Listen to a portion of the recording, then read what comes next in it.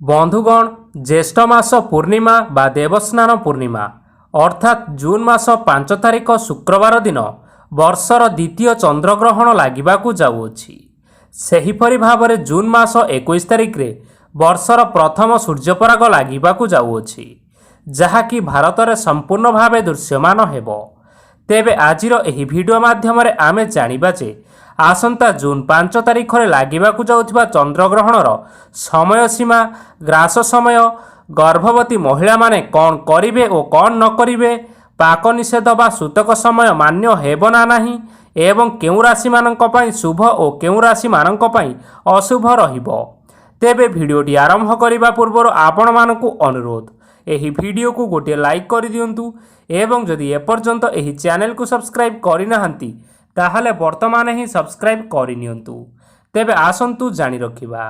साधारणतः ग्रहण लागिबार 9 घंटा बा 3 प्रहर पूर्वरु एवं पराग लागिबार 12 घंटा बा 4 प्रहर पूर्वरु पाक निषेध बा हांडी छाड़ करा जाई थाए। एही समय को सूतक समय मध्य कुहा जाई थाए।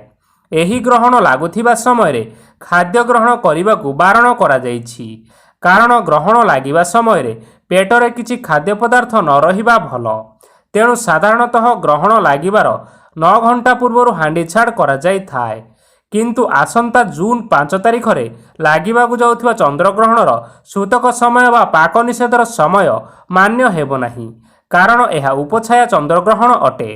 एही ग्रहणर ग्रास बा ग्रहण लागिबार समय हेउछि रात्रि 11:16 रे आरंभ होई मध्यरात्र 2:32 रे शेष हेबो।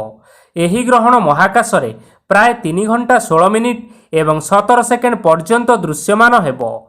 रात्रि 12:54 रे सर्वाधिक चंद्रग्रहणर दृश्यमान हेबो।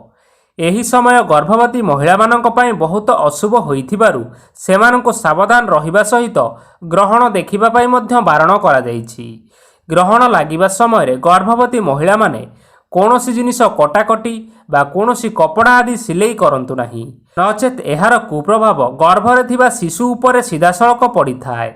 एथि सहित ग्रहण लागुथिबा समय रे कला रंगर वस्त्र परिधान करंतु नाही। ज्योतिष शास्त्र अनुसार एही चंद्रग्रहण कारणरू ग्रह और नक्षत्र मानकर स्थान रे परिवर्तन हेबाकू जाउअछि। ग्रह मानकर परिवर्तन कारणरू किछि राशि मानक उपरे अशुभ प्रभाव पडुथिबा बेले केतक राशि मानक उपरे एही ग्रहणर शुभ प्रभाव पडिबाकू जाउअछि। तेबे राशि चक्र 12 गोटी राशि मानक मध्यरू एही 7टी राशि उपरे ग्रहणर शुभ प्रभाव पडिबाकू जाउअछि।